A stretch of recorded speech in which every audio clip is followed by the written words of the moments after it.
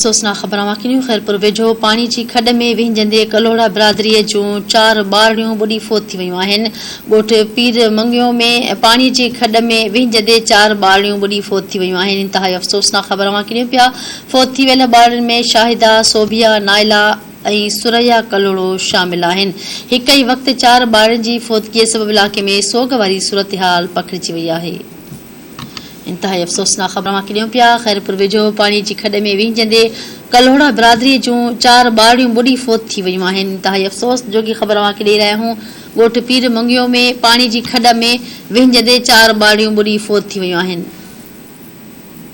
फोत थी वियल ॿारनि में शाहिदा, सोभिया, नाइला ऐं सुरैया कलोड़ो शामिल आहिनि। हिक ई वक़्तु 4 ॿारनि जे फोतगीअ सबबि इलाइक़े में सोग वारी सूरतहाल पखिड़िजी वई आहे। अफ़सोसनाक ख़बर वाकिनियूं पिया। ख़ैरपुर वेझो पानी जी खॾ में विहिंजंदे कलोड़ा बिरादरीअ जूं 4 ॿारड़ियूं ॿुॾी फोत थी वियूं आहिनि।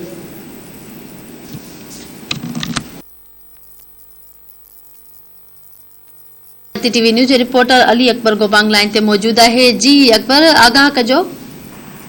जी अफ़सोसनाक वाक़ियो जेको आहे ख़ैरपुर भरिसां पीर मंगियो में पानी जे खॾे में विहिंजंदे कलोड़ा बिरादरी जे जेके 4 ॿारड़ियूं आहिनि उहे ॿुॾी फोत थी वियूं आहिनि। वाक़े बाद पोती ॻोठाणनि तरफ़ां पोती ॿारड़ी जा लाश कढी जेके आहिनि उहे सिविल अस्पताल ख़ैरपुर पहुचाया विया आहिनि। फोत थियल ॿारड़ियुनि में शाहिदा, सोभिया, नाइला ऐं सुरैया कलोड़ो जेके आहिनि उहे शामिल आहिनि। होॾां हिक ई वक़्तु 4 ॿारड़ियूं जे फोतगी वारे सबबि जेको आहे इलाइक़े में सोग वारी जेका सूरत हाल आहे उहा पखिड़ियल आहे। जॾहिं मां तव्हांखे ॿुधाईंदो आहियां त बरसाती पाणी ऐं शाख जो पाणी आहे जेको ॿुधाइबो वञे उहो हुन में ॿारड़ियूं जेके आहिनि उहे विहिंजी रहियूं हुई त ॿुॾी वियूं आहिनि ऐं लाश जेके आहिनि उहे सिविल अस्पताल ख़ैरपुर में जेके हुनजी ज़रूरी कारवायूं आहिनि उहे कयूं पियूं वञनि। जी ठीकु आहे, वॾी महिरबानी तफ़सील ॼाण जे लाइ।